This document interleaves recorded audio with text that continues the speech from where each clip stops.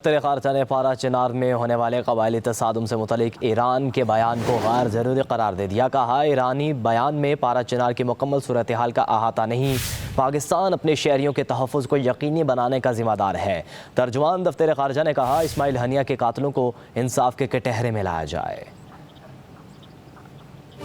ترجمان دفتر خارجہ نے ہفتہ وار پریس بریفنگ دی۔ کہا پارا چنار واقعے پر ایرانی بیان غیر ضروری ہے۔ اس بیان میں پارا چنار کی مکمل صورتحال کا احاطہ موجود نہیں۔ وزارت داخلہ اس متعلق کام کر رہی ہے۔ شیڈول 4 میں افراد کو شامل کرنا ایک قانونی عمل ہے۔ پاکستان اپنے شہریوں کے تحفظ کو یقینی بنانے کا ذمہ دار ہے۔ ترجمان دفتر خارجہ نے کہا پاکستان یقین رکھتا ہے کہ اسماعیل ہنیہ کے قاتلوں کو انصاف کے کٹہرے میں لایا جائے گا۔ کہا فرینک فورٹ میں ہونے والے واقعے پر جرمن حکومت سے رابطے میں ہیں۔ جرمن حکومت کو کہا ہے کہ ذمہ داران کے خلاف کارروائی کی جائے۔ ترجمان دفتر خارجہ نے کہا مشرق وسطی ممالک میں کام کرنے والے زیادہ تر پاکستانی قانون کا احترام کرنے والے ہیں۔ پاکستان نے ہمیشہ اپنے شہریوں کو کہا کہ وہ جن ممالک میں ہیں ان کے قوانین اور روایات کا احترام کریں۔ پاک افغان سرحد پر مال بردار گاڑیوں کے ویزے سے متعلق سوال پر کہا پاک افغان سرحد پر لوگوں کی نقل و حرکت کے لیے ون ڈاکومنٹ رجیم انتہائی ضروری ہے۔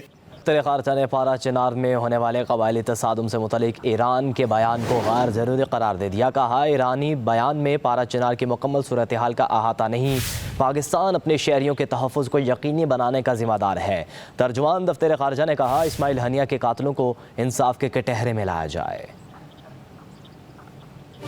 ترجمان دفتر خارجہ نے ہفتہ وار پریس بریفنگ دی۔ کہا پارا چنار واقعے پر ایرانی بیان غیر ضروری ہے۔ اس بیان میں پارا چنار کی مکمل صورتحال کا احاطہ موجود نہیں۔ وزارت داخلہ اس متعلق کام کر رہی ہے۔ شیڈول 4 میں افراد کو شامل کرنا ایک قانونی عمل ہے۔ پاکستان اپنے شہریوں کے تحفظ کو یقینی بنانے کا ذمہ دار ہے۔ ترجمان دفتر خارجہ نے کہا پاکستان یقین رکھتا ہے کہ اسماعیل ہنیہ کے قاتلوں کو انصاف کے کٹہرے میں لایا جائے گا۔ کہا فرینک فورٹ میں ہونے والے واقعے پر جرمن حکومت سے رابطے میں ہیں۔ جرمن حکومت کو کہا ہے کہ ذمہ داران کے خلاف کارروائی کی جائے۔ ترجمان دفتر خارجہ نے کہا مشرق وسطی ممالک میں کام کرنے والے زیادہ تر پاکستانی قانون کا احترام کرنے والے ہیں۔ پاکستان نے ہمیشہ اپنے شہریوں کو کہا کہ وہ جن ممالک میں ہیں ان کے قوانین اور روایات کا احترام کریں۔ پاک افغان سرحد پر مال بردار گاڑیوں کے ویزے سے متعلق سوال پر کہا پاک افغان سرحد پر لوگوں کی نقل و حرکت کے لیے ون ڈاکومنٹ رجیم انتہائی ضروری ہے۔